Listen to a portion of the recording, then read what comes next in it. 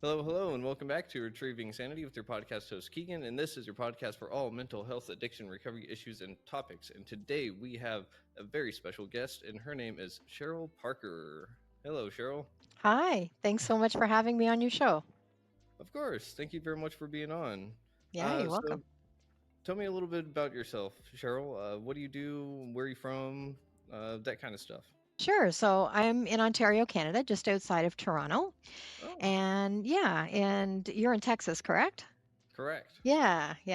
We're very far away from each other, but obviously in our hearts are in the same place, kind of thing. Mm-hmm. I'm a big advocate of mental health and self care, and I started my journey back in 1998.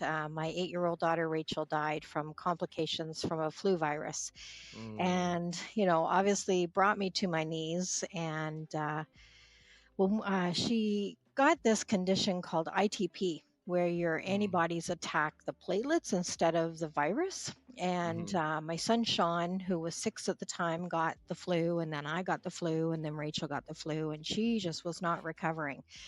And so she got this condition where, like I say, the antibodies were attacking her platelets. And 99% of the time, you recover from that, and your platelets just start multiplying again, and you recover.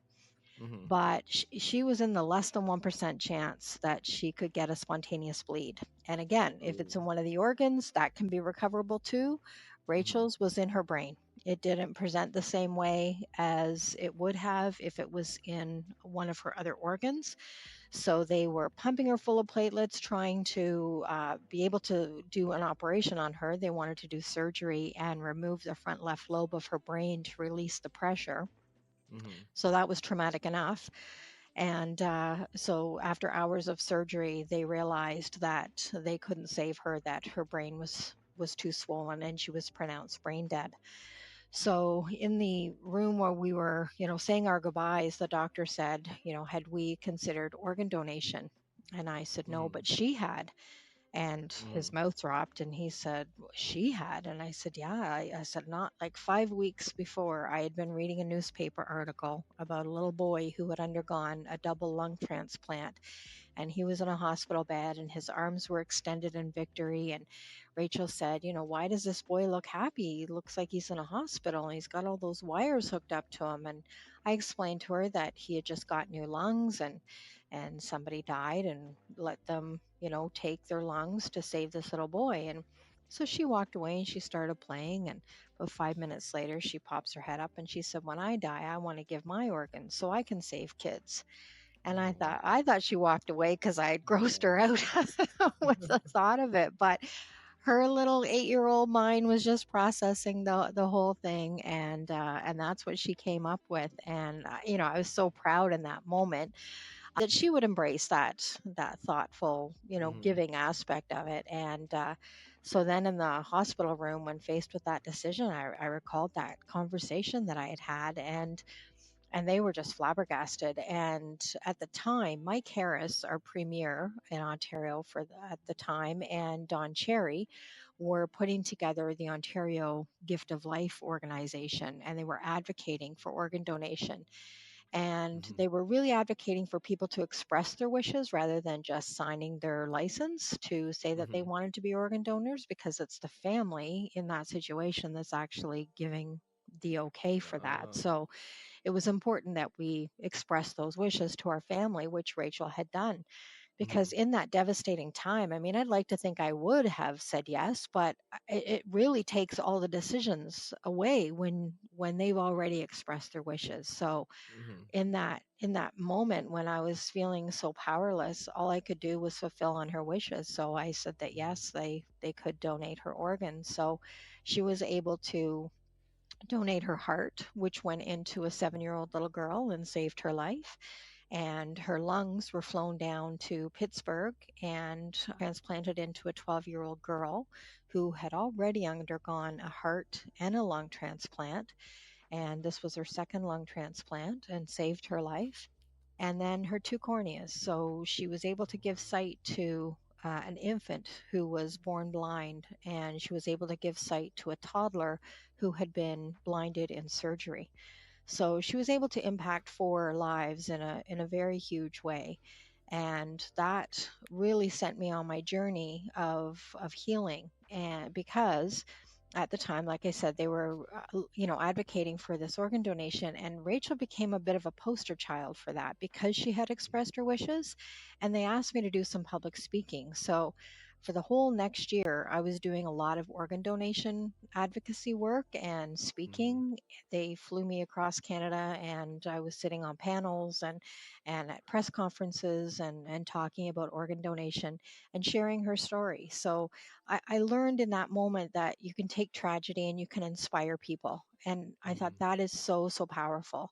And at the time, I mean, obviously, I was in my acute stages of grief. So I would kind of park my grief at the door and I'd go and speak and then pick my grief up on the way out the door and go home and cry for 3 days, and I'd be a wreck. Mm-hmm. But at the same time, it kept me going, and it kept her story alive, and it kept Mm-hmm. inspiring me. And what would happen is after I spoke, like people would line up to talk to me, wanting to share their stories with me. And that Oh. really struck me. I thought, my gosh, there's a lot of people hurting out there. Mm-hmm. And there's not a lot of room, permission, space for people to share tragedy. It's like put on a happy face, be positive, all of that.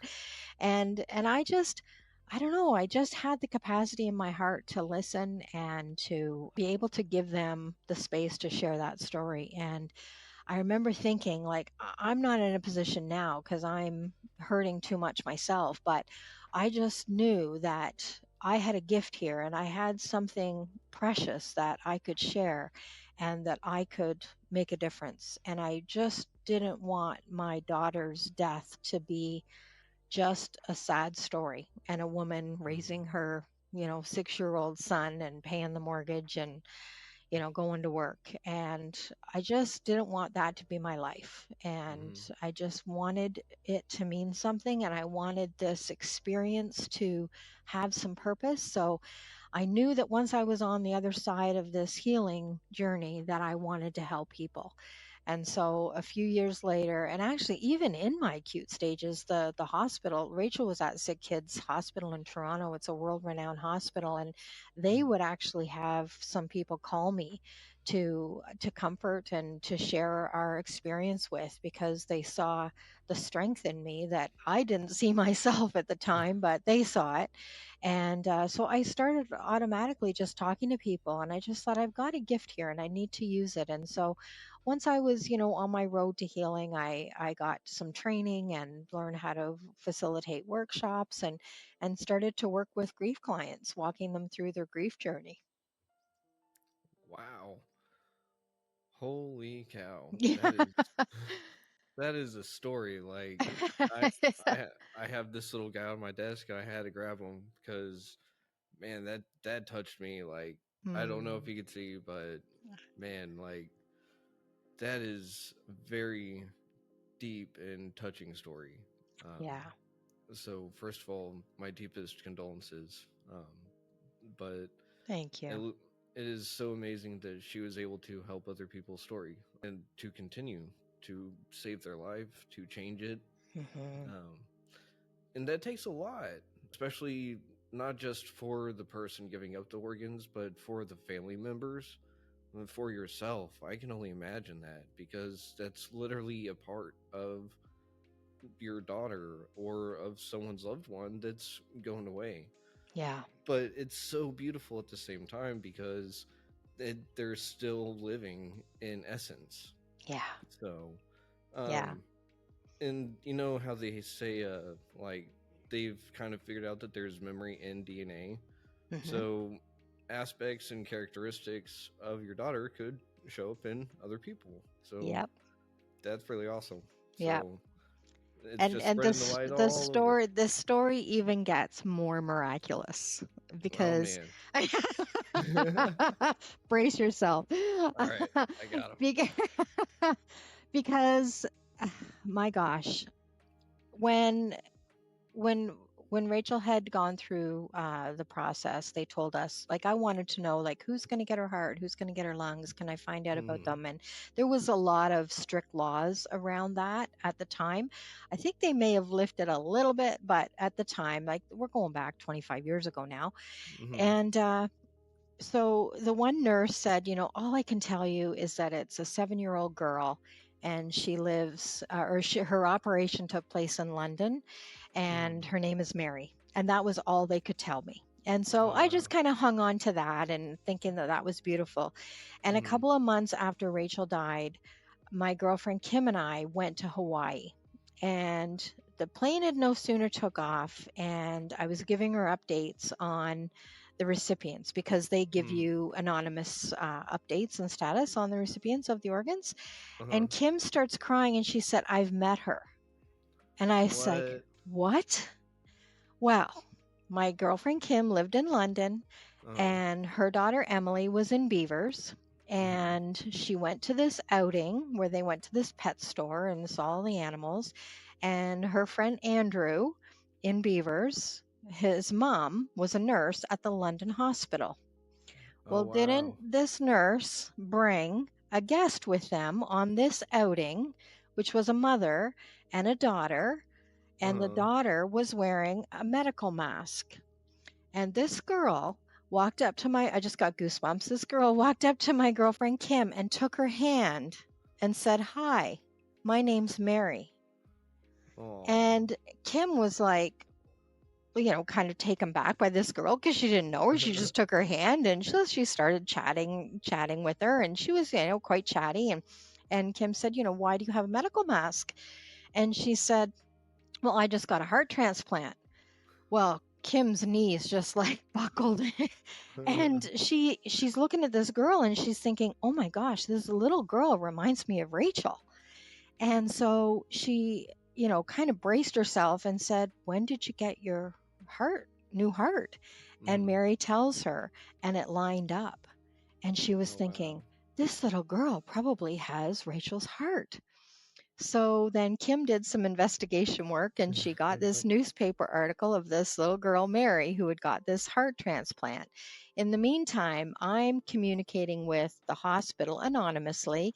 They're passing on letters to the heart recipient and the lung recipient, and I'm getting Mm-hmm. letters back from the heart recipient, but it takes like 6 months to go through the whole process. So it's a bit Mm-hmm. delayed, like she'd tell me about her Christmas and I'm getting the letter in June kind of thing. Yeah.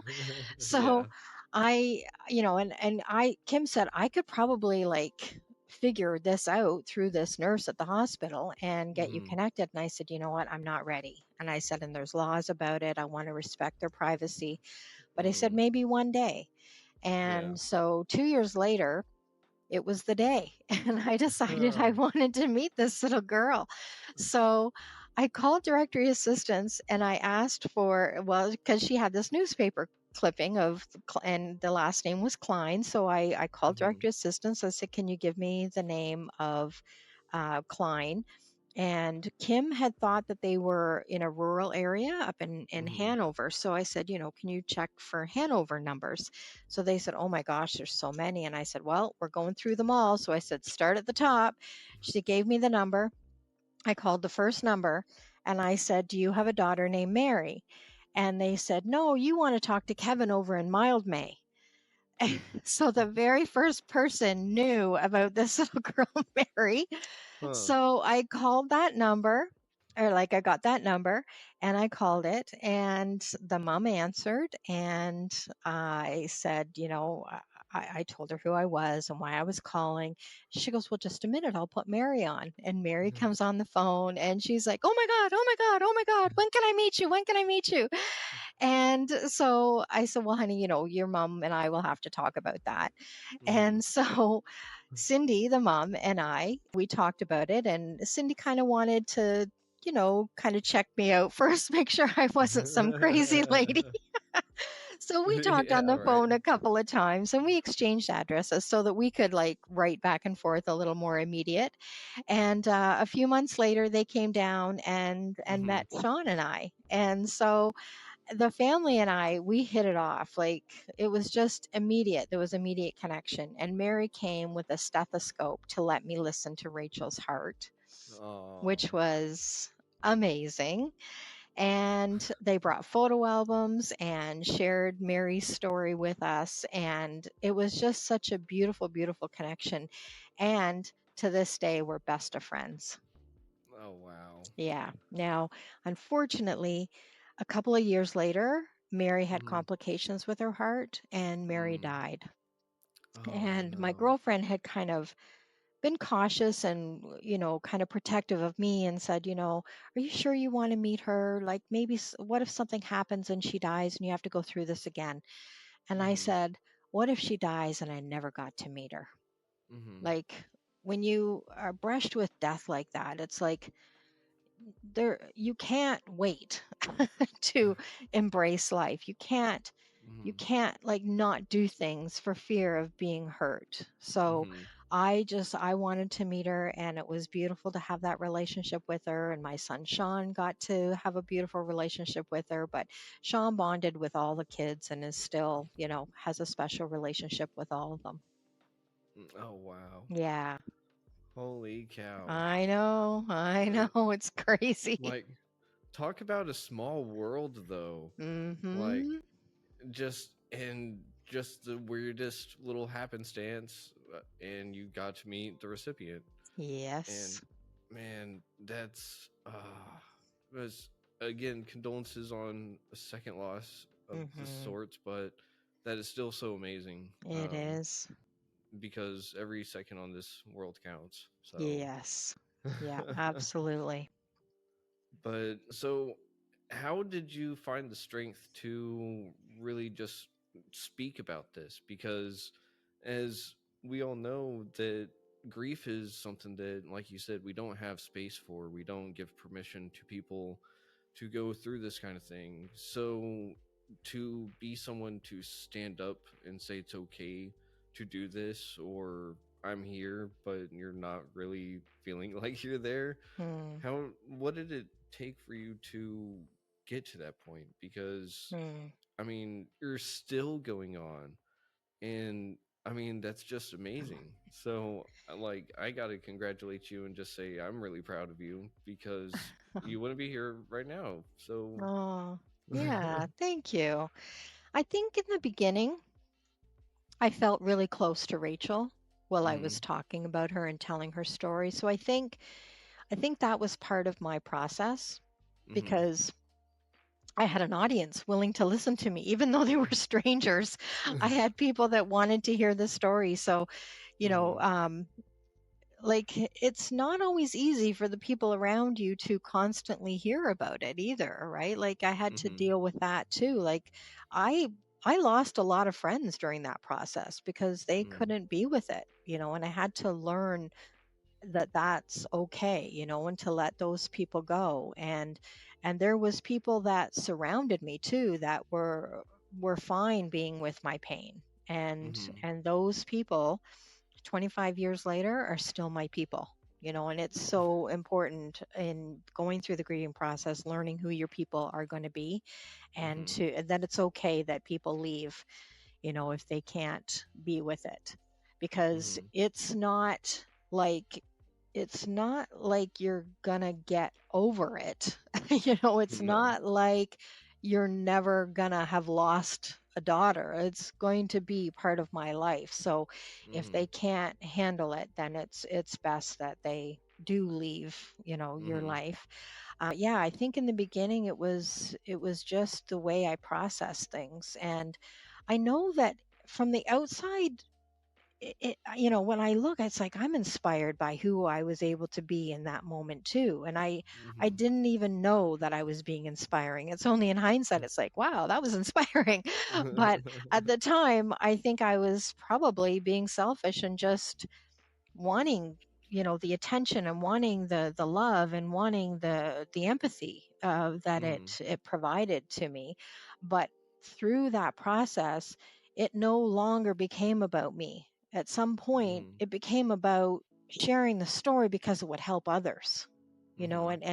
and I tell the story and it's like 25 years later, sometimes when I hear the story, it's like, wow, that's my life, you know, and I don't think about it because Mhm. it's not about me anymore. It's about sharing the story so that others can have hope and others realize that if they're willing to do the grief work, that there is hope and there is joy on the other side of that. Mhm. So that's what kept me going. Okay. And that's totally not a bad thing to be selfish, especially during that time, because it's grief, it's Yeah. personal. Yeah. It is something that there's no cure all for grief. There's no this, that, or the other. And I mean, I should know I tried alcohol for 10 years, that didn't do anything. But, and for you to not turn to any of those things and get to addiction level is just tremendous in its own right. And Mm, uh because that will break a lot of people. And for yeah. myself, like alcohol was a band-aid, and I know I would have ran to that first thing. And I in my history I have done that, Yeah. but you didn't. And so Mm, that's, to me, that just shows amazing strength right there too. yeah. But now you go and you're a grief counselor, a grief Yeah. coach. Sorry. Yeah. Yeah. Yeah. I like, I hear what you're saying. Absolutely, Keegan. But I was raised by two alcoholic parents, Mm, and my husband was an alcoholic. And so I left the marriage because I didn't want that to be in my life anymore, and I didn't want it to impact my kids anymore. So I was very determined to not have the addiction rule the show for me or mm-hmm, use that as a coping strategy. So you know, and my former husband continued to use alcohol as a coping strategy after Rachel died mm-hmm. and ended up taking his own life. Mm, So 10 years after Rachel died, he died by suicide. So by then Sean was 16, and then had to deal with that. So that was pretty brutal. But Sean is actually, my son is an admitted alcoholic as well, and you know, he's sober right now, but it's never handled. You know, it's always going to be something that he has to manage for the rest of mm-hmm, his life. So I am surrounded by addiction, and that was probably the motivator for me not to turn to that, but mm, I understand that it's an option. mm-hmm. Well, again, my deepest condolences. Your story goes even further and deeper than I can imagine.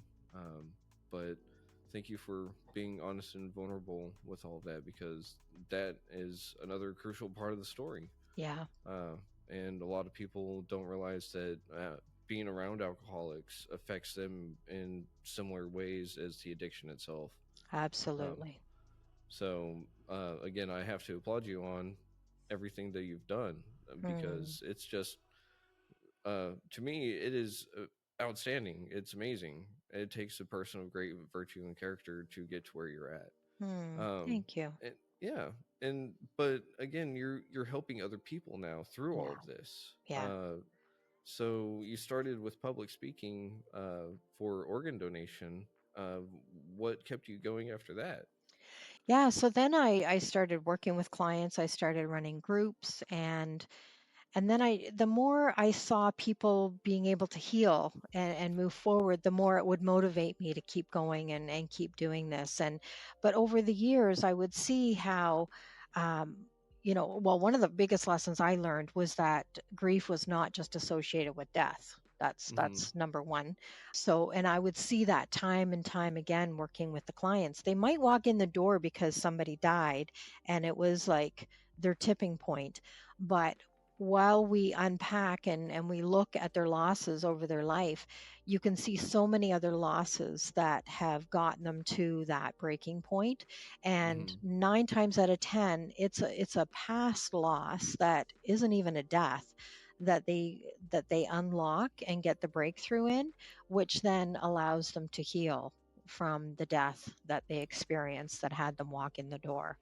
So that's Hmm. when I saw that, this is bigger. Like, grief is huge and it encompasses so many things, and it's really is a mental health issue. And that's Hmm. when I kind of morphed more into mental health, because sometimes people don't even realize they're grieving, because Hmm. it's not a death, and that's how they associate grief. So I thought I need to open up the doors and have it be about mental health, because that Hmm. was getting a lot more buzz like about 7 years ago, when people were Hmm. coming forward about mental health, and a lot of celebrities were coming forward. So it was kind of getting into mainstream conversations. And Hmm. so then I started working with organizations, and I did some mental health training with the Ontario Junior Hockey League with youth from 16 to 20-year-olds. And that's very powerful, because if they can get those lessons and get that teaching early on, then they can carry that into their lives. Hmm. And in the Ontario Junior Hockey League, in that whole hockey culture, it's like, there's the whole bro code and the whole stigma around, being, you know, mentally tough and all that stuff. So, giving them the space to be okay to not be okay, you know, and to open up that conversation with their coaches and their trainers and whatnot, so that they could, Hmm. you know, address that stuff, and learn some tools and some mindfulness training and stuff, so that they could, be their ultimate performance on and off the ice, because there's a lot of pressure on those kids. They've got school, they've got family, they've got jobs, they've got the hockey, like, and they're expected to perform at high levels all the time. So that was Hmm. very rewarding. And then I started working in organizations with community services organizations who were taking care of weaker people, in that, looking after teen moms, looking after seniors, looking after handicapped and mental illnesses, and their group homes. And like, they're the frontline workers helping the homeless, all those things. So they weren't really taking care of themselves, because they're busy taking care of everybody else, and then go home and take care of their families. And so teaching them Hmm. mental health strategies. And then, if Hmm. somebody died in their group home, then they're back to work the next day, because it's their job. But meanwhile, they're Hmm. grieving. They've Yep. known this person and their family for years while they've been working in this group home. So it just Hmm. encompasses so much when you open up the doors to be about mental health. And then again, working with all these women over the years, I've seen kind of a pattern of different areas that women struggle with through their lives and through their transitions, like things like inequality in their careers, or balancing work life, and then union decisions around marriage, blended Hmm. families, divorce, all that stuff, and then birth, having children, the IVF processes that women are going through, and Hmm. then menopause, also another transition through their careers, and then death, of course. So, like, those Hmm. six areas of transitions through their career is all going to it's all going to bring forth some grief in some capacity, and Hmm. and that's going to affect their mental health. So I've just written a new ebook called The Big Six Method, and that's Oh. addressing those six milestones, navigating those six milestones through a professional woman's life. So Oh, it's wow. it's just never ending. It's like, it's such a big topic, and there's so much work we need to do, because a lot of people are struggling. Hmm. And yes, I totally agree. Mental health has a lot of work to do in the society's eyes, and not only that, but just reform in some areas. But Yeah. especially with society. Yeah. I didn't know that you had just written a new ebook. That is awesome. Mm. Way to go. Yeah, I hope thank it you. does really well. Thank you.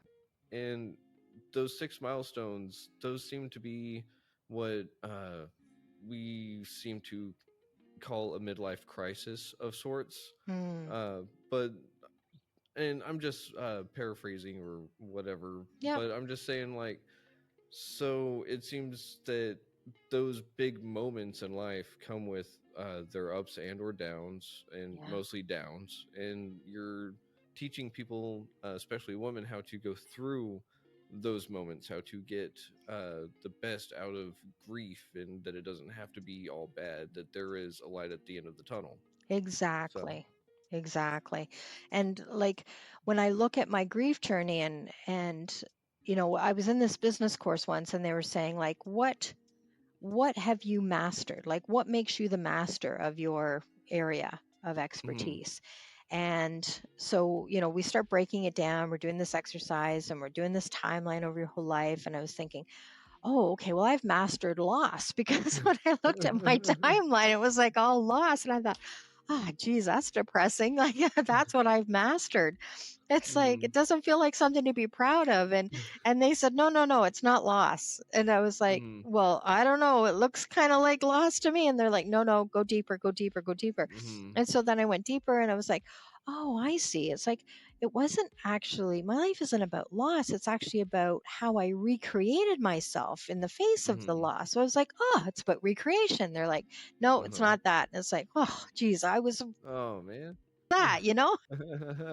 And they're like, no, go deeper, go deeper. So then I started looking again. It's like, okay, well, what did I master when I experienced a loss and then I was able to recreate myself in the face of that loss? What did I master? And I realized it was adaptability. Mm. Adaptability was what I mastered. Mhm. Being able to pivot through those transitions in my life. That's what I mastered. That's what I've spent those 10,000 hours mastering. So that's where, because I used to call the business My Good Grief. And then I rebranded and it's like now it's Adapt DNA because Mm. adaptability really is in our DNA. We are Mhm. naturally adaptable, but it's also a soft skill that we can develop. And Oh. so that's what I want to, instill in people that Mhm. you do have it in you. We all do. And you can develop it too. Just Huh. by using mental health strategies and self-care strategies and adaptability skills, you can master these transitions and you can find joy. And, life is inevitably is going to throw us curveballs, but who we are in the face of that's what's going to determine, how we land and how we keep going. Yeah, for sure. Adaptability, that is a big thing because it life isn't the same day to day Mhm. in the least, Yeah. and I like to take it for granted some of the things that uh just happen every day, traffic and or no traffic, and just all these little nuances throughout my day I don't notice, and then whenever they're gone it's like, oh hey, that's something different, or like I don't know. But adaptability is one of those things that if you don't actually come to master, Mhm. then eventually you kind of get stuck in the mud. Yeah. Um, Yeah. so, I Because then mean, you're just for going to even like ebb and flow with the circumstances that are getting thrown at you. Like, hmm I don't know what the road rage is like in Texas, but we got a lot of road rage up here in Ontario.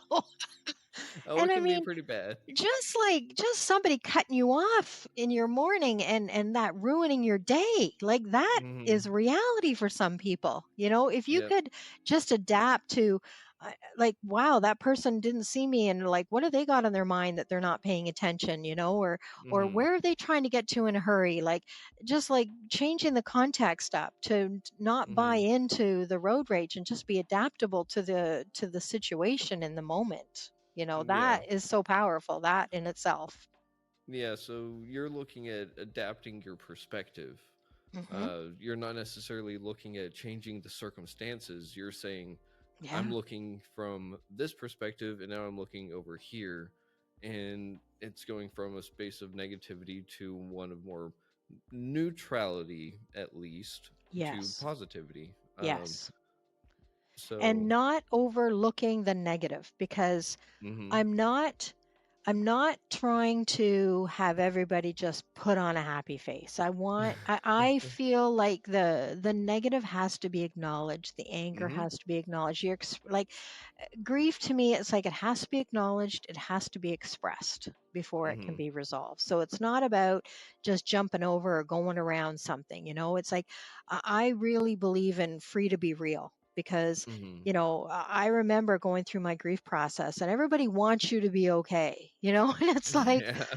darn it, I'm not okay. And it should be mm-hmm. okay for me not to be okay, so Yeah. so I do honor people for where they're at and meet them where they're Mhm. at. I'm not trying to get them anywhere. Mhm. It's an invitation kind of to let's try on a couple different things, but it's Mhm. their own exploration. It's not even about me getting them somewhere or trying to get them to think a different way. It's really about being introspective and them Mhm. finding their own answers that are going to work for them, because there is no like two people the same, right? so Mhm.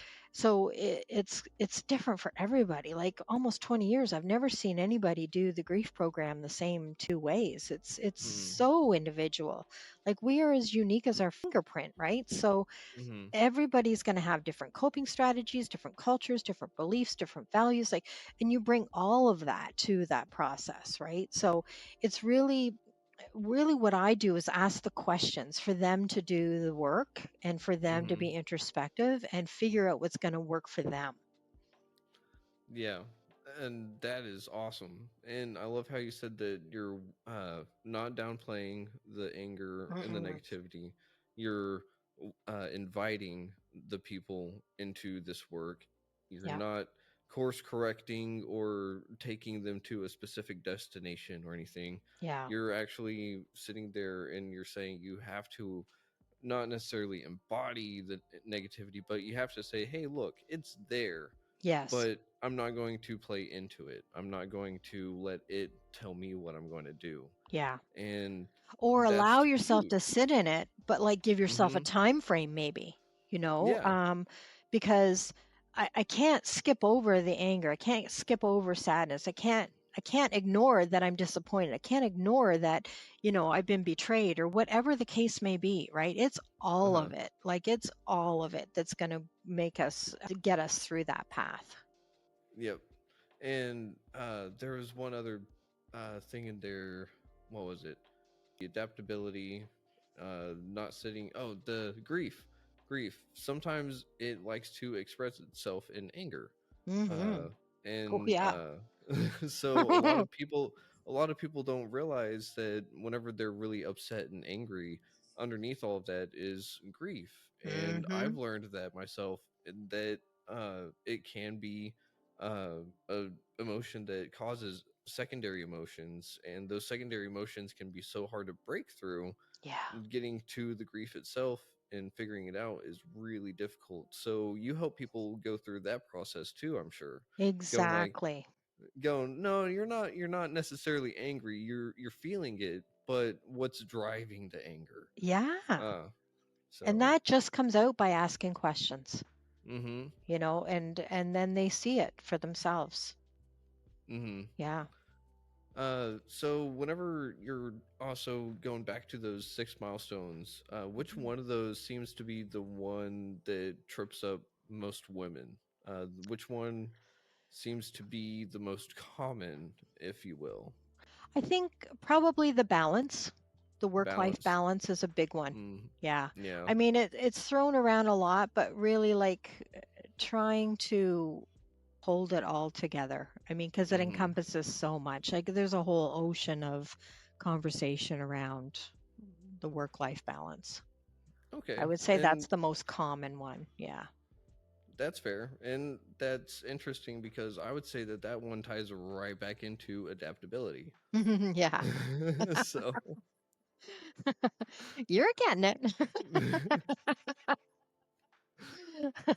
Uh, so whenever you're doing grief counseling and stuff, you're asking questions and you're more or less kind of letting the person guide themselves, or Yes. because you're not sitting there, you're not telling them you have to do it this way, Mm-mm. because you've experienced it yourself. So you know Mhm. yourself that I'm sure you tried self-help books and you found things Mhm. that worked and didn't work. You Yep. found things that you found and you improved on, Mhm. and so on and so forth. And you've even made things all on your own because you followed your intuition. Yes. So it's amazing that you get to help people walk through that. So what do you think happens whenever people get really rigid in trying to get over their grief? Do you think they're trying to hold on to it for a reason? Sometimes. Sometimes Sometimes. for sure. I know that I was a victim of that for sure. Uh, I felt like when I was in that pain, I felt close to Rachel. Like mhm, I didn't want to lose her. I was in so much pain not having her there that being in the pain kept me connected with her. mhm, And it wasn't until I was willing to actually lean into that pain, lean into the anger, lean into the sadness, that I could actually start the letting go process. mhm, And it wasn't until I let go that my heart was open to let Rachel in. And that's when mhm, I felt even more close to her. And it's hard to explain that to somebody because it feels like if you're in the pain, you're close to them and you're holding on to their memory and you're honoring them somehow, but mhm, it's actually the opposite. But until I mhm. went through that, I did not know that. Yeah. And so I do see a lot of people. That is one reason that people hold on to it. Another example is going through a divorce. That's a Mhm, loss, and and sometimes you can be angry, and um, you can hold on and be rigid about that because you're being right. And you don't realize that that's what's keeping you stuck is your mhm, story about you being right and wanting everybody to kind of buy into your story, and you're the good guy and he's the bad guy or she's the bad guy or whatever. mhm, So that can keep you rigid too in it. mhm, But I find most people that come to do the grief work, they're sick and tired of being sick and tired, and they're actually yeah. open to something. Mhm, So I I haven't really had anybody that, well, I remember one client, she was pretty dug in about being right and holding on to her anger because mhm, of the circumstance around her son's death, mhm, and understandably. So, she kind of agreed to, she acknowledged that she was being right about something. So there uh-huh, was a little piece that I feel like maybe wasn't complete when she left the program, but mhm, she acknowledged that. And she was mhm, kind of okay with that she was going to hang on to that little piece of being right about it, about the circumstances of his death. So, mhm, but I mean, other times I had a woman that came to my program. Her son had died 6 years before, and her oh, marriage was about to fall apart. She was getting estranged with her daughter, and like her life was just in shambles. And she didn't talk about her son. She didn't have pictures up about her son. It was like nobody was talking about it. And I, mhm, I remember thinking, oh my gosh, what am I going to do with her? Like 6 years, she's like got dug in around this, right? Like she's mhm, being right about something.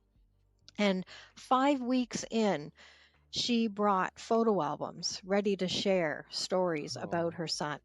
And then by the oh, end of the program, she had hope around her marriage and she had healed the relationship with her daughter. So, and she ended up getting complete about an abortion she had when she was 16 years old.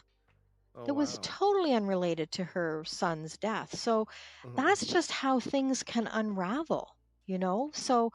So she come in like pretty dug in after 6 years of her story, mhm, but in 5 weeks she let something go and was able to open up. So that's what's wow. possible. That's crazy. Yeah. And I remember you saying at the very beginning how sometimes one incident from the past is the actual root cause, and everything else is just kind of a buildup. And maybe just because it's more apparent, that's oh, hey, the big red flag, that's the case. Whenever really it's way out in the distance, though. Yeah. Totally in their blind spot. Uh huh. Another woman, she was 57 years old. Her husband died. She just didn't want to live anymore. She couldn't work. She had been a supervisor at work, but she couldn't work. She was seeing a therapist. She was just totally down and out in her life. Mm And she did the program, and gosh, she ended up getting complete about her dad squashing her dreams about going to art school when she was 19. hmm. Oh. And she got complete at the end of the program. She quit her job. She sold her house. She moved from Toronto to Ottawa. She went back to art school, and now she's thriving as a professional artist and in a new relationship. Ah, Like, nice. you just can't make this stuff up.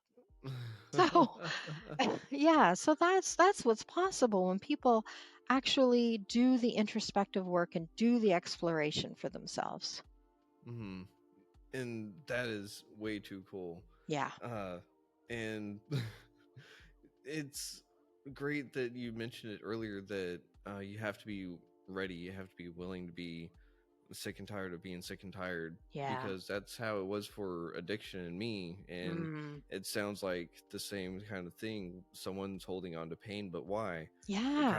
It kind of goes back to addiction. Why am I holding on to it? Yeah. And it's really interesting how grief and addiction are right next to each other, and that kind of Mhm. highlights what you were talking about with it being mental illness, mental health related. Yeah. They're almost side by side, and that's kind of one reason why I was saying I'm so glad that you didn't fall into that, because they're so parallel. Yeah. It seems, Yeah. um, and you can't sit there and force a horse to drinking water. No. Uh, but if you have one that's willing to go, you can at least show it like, hey, like I may not be able to take you the whole way, Yeah. but I can at least show you and give you tools on the way there. Yeah. So, And that's what I've done with my son. I mean, all I can do is give him the adaptability skills, and I've had him do my grief program. And I remember one time he fell off the wagon, and his boyfriend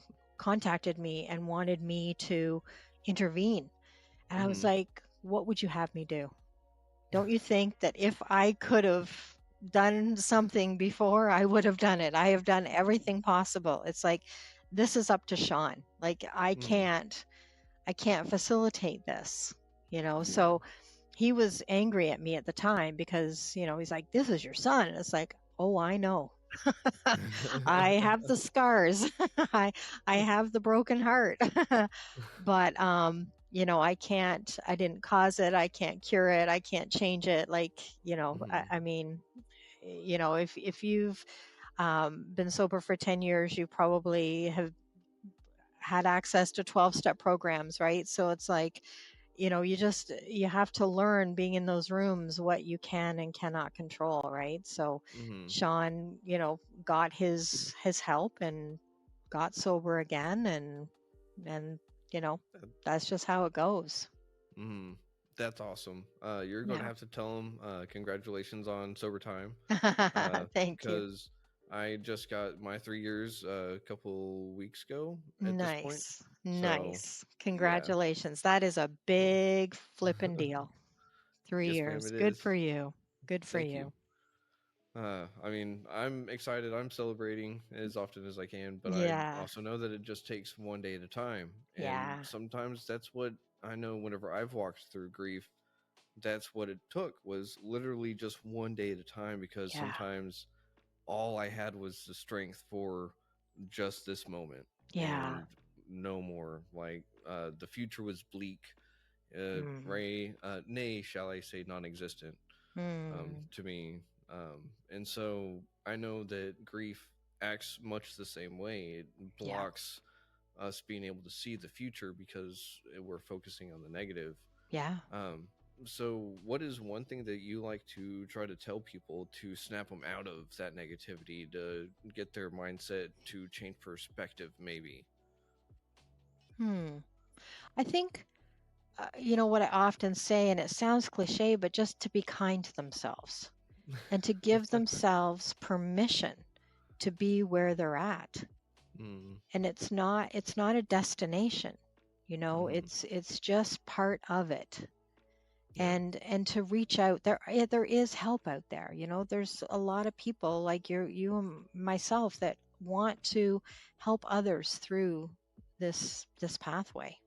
Mm-hmm. Yeah. And I think that's just great. Because, and you said earlier too that community is one of those big things, having people Oh, support.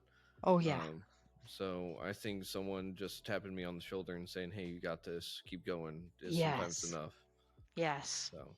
Yeah, I remember being really annoyed at the people not leaving me alone when I was in my really dark places. Like, go away, leave me alone. I just want to die. Mhm. But they just kept coming Yep. because they knew better than me. And I remember 4 years after Rachel died, I remember thinking, "Oh, I'm actually going to survive this." And Mhm. they all said, "Oh, Cheryl, we knew you would." And I said, "I didn't. I didn't." Mhm. Yeah. You don't see it for yourself. So No. thank goodness others can see us through their eyes, and Mhm. because sometimes you need that. Yeah. Much like you said earlier, people could see your strength whenever you couldn't see it for yourself. Exactly. So, and that's just way too amazing. Your whole story just completely blows me away. And I mean, you're literally like a walking legend, you Oh, know. Keegan. No, you are, because that is literally one of those stories that you read about in books that Mm. inspire people to just pull up their bootstraps, if you will, but not to sit there and trudge on alone. Your story Yeah, is sitting there telling them it's okay to not be okay. Your story yeah, is telling people to get help if you're feeling like you need help. yeah. And those are the kind of stories that we need, Hmm. because yeah, you were able to walk through it all, but you also are giving credit where credit is due. Yeah, So it's just gone full circle to where you're helping people get out of it too, because who better to teach someone this kind of thing than someone that's been through it themselves. yeah. And that's why I didn't really choose to do the therapy route. I wanted to do Mhm. the educational side of things and teach more than do the therapy. Mhm. I mean, yeah, and like storytelling is so powerful. And Yes. I mean, here's another crazy story. So, Rachel's funeral. My Mhm. brother played hockey at the time, and Mhm. his friend who he played hockey with came to the funeral to support my brother. And Uh-huh. he heard the minister talking about Rachel donating her organs. Mhm. So, this guy approached my brother because he worked for a Toronto newspaper. And he said, "Do you Mhm. think your sister would let me do an interview and tell the story about Rachel's organ donation?" He goes, "I don't know. I'll ask her." So Wayne Uh-huh. asks me, and I said, "Absolutely not. My daughter died. It's not a news story." And so Wayne's like, "Okay, no problem. I'll tell Kevin." So a day or two later, I thought, just a minute. I made the decision about organ donation because I saw that article in that Mhm. newspaper. And then she made Mhm. a decision. And I thought, how dare I not pay it forward? So I called Mm. Wayne and I said, "Tell Kevin I'll do the story." So Uh-huh. Kevin came over, he interviewed me.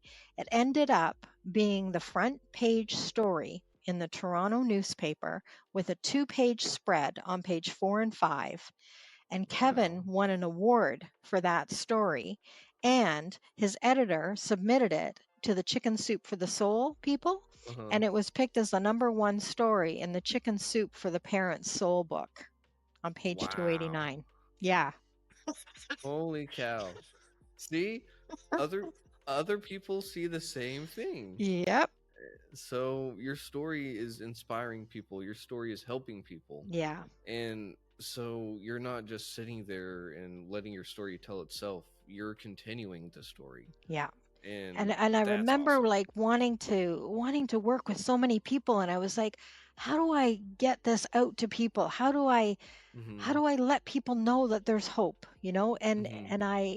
and I was meditating at the time, and the answer I got was, what if it wasn't about you wanting to Mhm. talk to people? And I thought, well, if it wasn't about me, I think I would just make all my lessons and all my pitfalls and all my knowledge, I would like put it down on paper and send it out to the world. Mhm. So I wrote a book called My Good Grief: Healing from Loss, and it's available on Amazon. And let me just grab it here Awesome. and show you. And I thought, you know what? If I just put all my lessons down in a book, then it's Huh. out there in the world, and then people can, do their own healing on their own time and their own Mhm. terms. And at least my lessons are out there in the world. So, Awesome. yeah. That is very sweet and kind of you. Uh And now everyone that is going to listen to this episode knows that they should go check out your book. Yeah. Yeah. And I love the title on that, My Good Grief. Yeah. Yeah. Yeah, I didn't want it to be doom and gloom, you know. I didn't want, Mm-hmm. and I used a sunflower as my logo because I wanted it to be like about hope, not about Mm-hmm. the sadness, you know. And Mm-hmm. my grief was good to me. Like not Yep. at the time. It certainly it felt cruel, it felt relenting, it felt like awful. It was dark. It was the most horrible time of my life. But Mm-hmm. I wouldn't trade the lessons that I learned through that for Mm-hmm. anything. Yeah. So it is good. It can be Mm-hmm. good. And grief slows us down. Yes. And that's kind to us. Mm-hmm. And sometimes like I felt like I had brain damage for a long time because I couldn't concentrate and I couldn't move fast.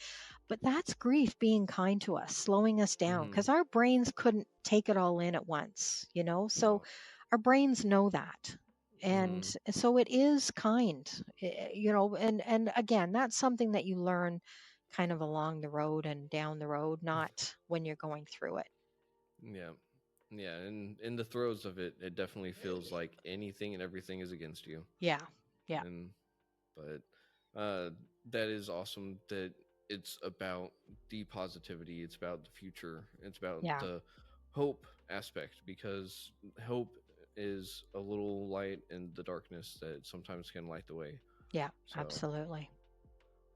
we are right near the end of the episode, but here on Retrieving Sanity, we do like to try to get people on more than once, do a little bit of a catch up. And must I say, if history continues, you're going to have a much another story to tell, and you're going to make me realize just how small the world really is. It is. um, Well, you're in Texas and I'm in Ontario. Now we know each other. yeah, The world and just got smaller for us. oh yeah, next thing you know, I'm going to be in Walmart and someone's going to be like, "Hey, have you talked to Cheryl lately?" And I'm gonna be like, "I just interviewed her. Wait, how do you know her?" um, but real quick, give yourself a shout out to any of your websites. If you got anything, like literally anything, your book. Again, if shout out time, Sure, what you got? sure. Yeah, well, you can visit us at www.adaptdna.com. There's all kinds of free resources on there, and my ebook is going to be probably available in the next week or two, just finalizing the landing page for that. But you can connect with me also on Instagram and on, oh gosh, I'm even on TikTok. My son got me on TikTok last Christmas. So Instagram, Facebook, um, yeah, you can find me on all those social sites, and I'll give you those links after All Keegan. right. Yeah. Sounds good. I'll make sure to post them with the episode link and everything. Okay. Um, and so we'll look forward to seeing you in the future. And until then, just stay you, because you're awesome. So just keep on keeping on. Thank you, Keegan. Thank you so much. Of course. Thank you for being on. I can't wait to see you again. Okay. Take care. Best wishes and much love. Bye bye. Thank you. Bye bye. Shalon.